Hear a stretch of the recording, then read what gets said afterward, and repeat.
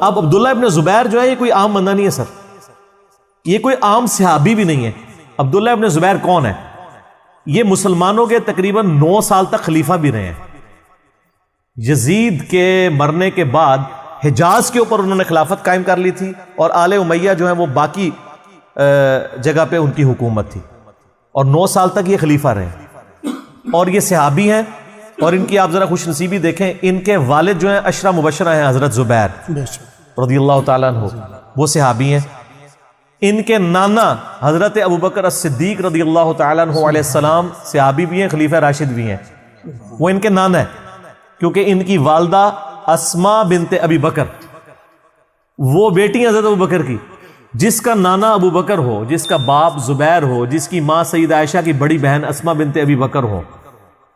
اور سر اس سے بھی بڑھ کر میرے لیے جو عبداللہ ابن زبیر کے لیے محبت کا رشتہ ہے، وہ بخاری اور مسلم دونوں میں حدیث موجود ہے کہ جب مسلمان ہجرت کر کے مدینہ شریف آئے نا، تو کافروں نے یہ پراپوگنڈا شروع کر دیا کہ مسلمانوں پہ تو بندش ہوگی، اب ان کا کوئی لڑکا پیدا نہیں ہوگا۔ تو ہجرت کے فوراً بعد جو سب سے پہلے بچہ پیدا ہوا وہ عبداللہ ابن زبیر تھے۔ اور بخاری مسلم کے الفاظ ہیں کہ نبی صلی اللہ علیہ وآلہ وسلم نے کھجور منگوا کے اپنا لعاب دہن اس پہ لگایا اور اپنے منہ میں چبا کے عبداللہ ابن زبیر کے منہ میں ڈالی۔ یار ایسا خوش نصیب کوئی شخص ہو سکتا ہے؟ گھٹی جو ہمارے یعنی اہل سنت اہل تشیع پورے مسلمانوں کے ہاں ایک سنت سمجھی جاتی ہے، گھٹی دینا سنت ہے، میٹھی چیز چبا کے دی۔ تو جس کو گھٹی دی ہوئی ہے نبی صلی اللہ علیہ وآلہ وسلم نے، اور یہ حضرت حسن و حسین سے بھی عمر میں بڑے ہیں، کیونکہ یہ ہجرت مدینہ کے فوراً بعد پیدا ہوئے ہیں۔ تو نبی علیہ السلام کی وفات کے وقت آلموسٹ ان کی 10-11 سال عمر تھی۔ حضرت حسن کی تقریباً 7-8 سال تھی، حضرت حسین کی 5 سے 6 سال تھی، تو یہ ان سے بڑے ہیں۔ تو یعنی میں بتانا چاہ رہا ہوں کہ یہ صحابی بھی ہیں، اور ان کو گھٹی نبی علیہ السلام نے دی ہوئی ہے۔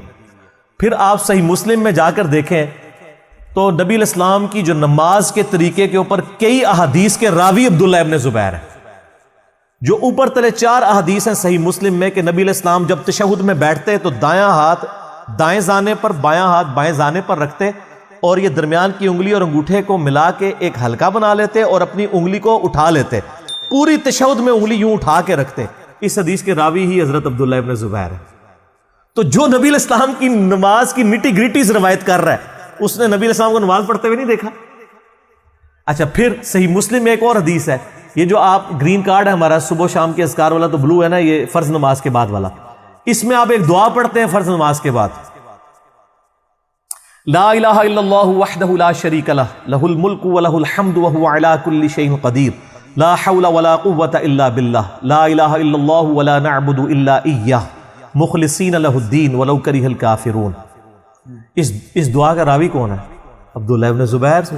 عبداللہ ابن زبیر کی صحیح مسلم میں حدیث ہے، انہوں نے ممبر پہ بیان کیا کہ میں نے نبی علیہ السلام کو فرض نماز کے بعد یہ دعا مانگتے ہوئے خود سنا ہے۔ یعنی نماز کی اندر کی روایتیں، نماز کے بعد کی روایتیں کون شخص کر رہا ہے؟ عبداللہ ابن زبیر رضی اللہ تعالیٰ عنہ وعلیہ السلام۔ تو یہ وہ صحابی ہیں جنہوں نے نماز نبی اسلام کو پڑھتے ہوئے دیکھی ہے۔ اچھا، اب آپ کو ایک بڑی مشہور حدیث بتاؤں جو اہل حدیث کے ہاں بڑی معروف ہے۔ سنن کبریٰ البیہقی کے اندر ایک طویل روایت ہے جس میں رفع الیدین کی چین ثابت کرتے ہیں اہل حدیث۔ یہ بنیادی اہل حدیث کی دلیل ہے رفع الیدین پہ، کہ رفع الیدین جو ہے وہ تواتر کے ساتھ نقل ہوا ہے۔ وہ لمبی سی حدیث ہے، میں اس میں یعنی مختصر کرتا ہوں۔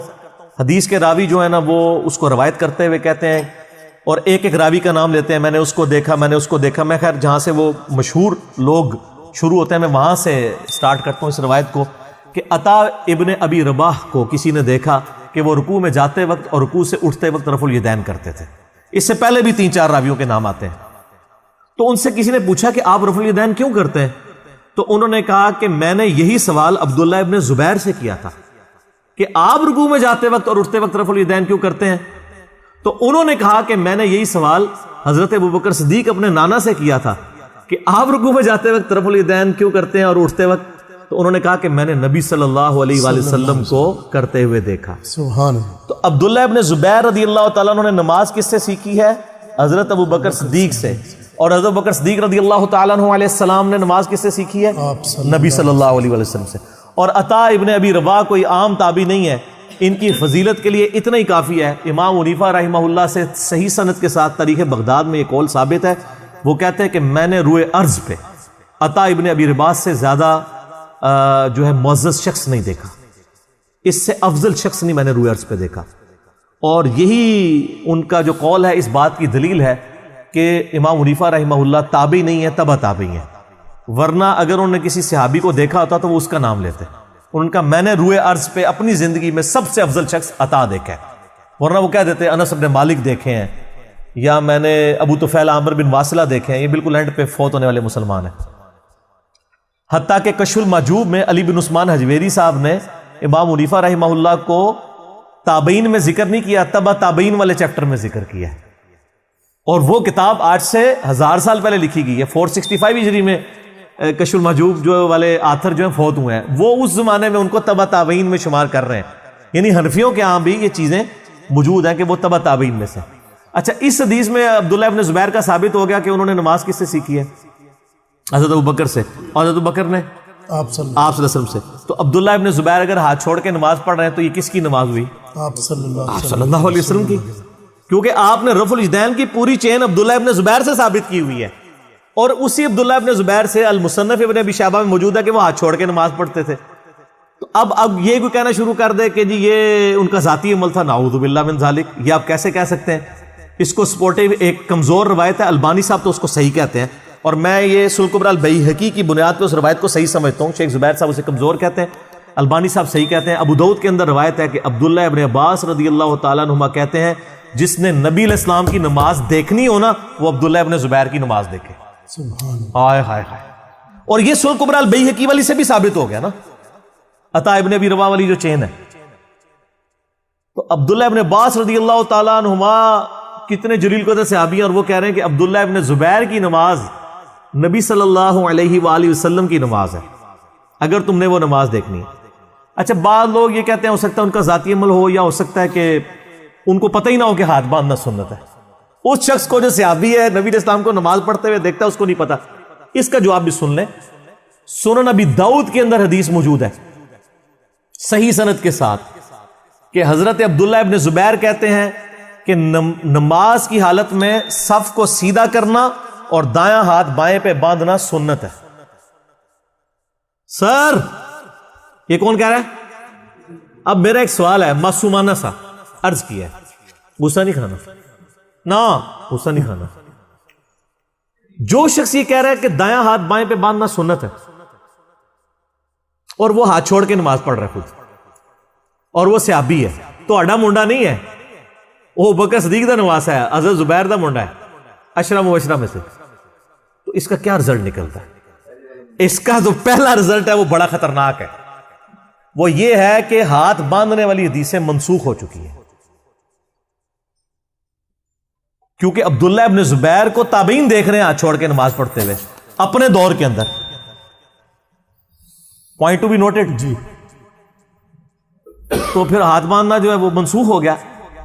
اب تو ہاتھ پاؤں پڑ جائیں گے. سر آپ کو بھاگنے کا راستہ بھی دیتے ہیں. دوسرا رزلٹ یہ ہے معصومانہ سا کہ دونوں طریقے سنت ہے, کہ ہاں یہ ٹھیک ہے. حالانکہ پہلے والا رزلٹ بھی بڑا جینون ہے, کیونکہ راوی حدیث, یہ محدثین کا اصول ہے کہ جو حدیث کا راوی ہے نا وہ فام اس کا لیا جاتا ہے. اگر ایک راوی حدیث ہے کہ ہاتھ باندھنا دایاں بائیں پہ یہ سنت ہے, اور وہ راوی حدیث ہاتھ کھول کے نماز پڑھ رہا ہے, ارسال الیدین کر رہا ہے, وضع الیدین نہیں کر رہا, تو اس کا کیا مطلب ہے؟ کہ اسے منسوخ سمجھتا ہے, یا یہ ہے کہ وہ اس دوسرے طریقے کو بھی سنت سمجھتا ہے. اور یہی جو ہے نا حقیقت ہے جو ہم بھی سمجھتے ہیں کہ دونوں طریقے ہی سنت ہے. اور میں آپ کو بتاؤں, جب یہ آپ علمی پھکی اور اینٹی وینم اور الزامی جواب دیں گے نا, وہ کہیں گے ہاں جی دوئے. جس طرح جو لوگ رفع الیدین نہیں کرتے نا, تو جب ان کو حدیثیں بتائی جاتی ہیں تو اب ان کو نظر آتا ہے رفع الیدین کرنا پڑے گا, کہیں دو ہی سنت رہے جی, تاکہ ساڑھی جان چھڈو. لیکن ہم تو کہتے ہیں رفع الیدین کے بغیر نبی علیہ السلام سے ایک رکعت بھی ثابت نہیں ہے.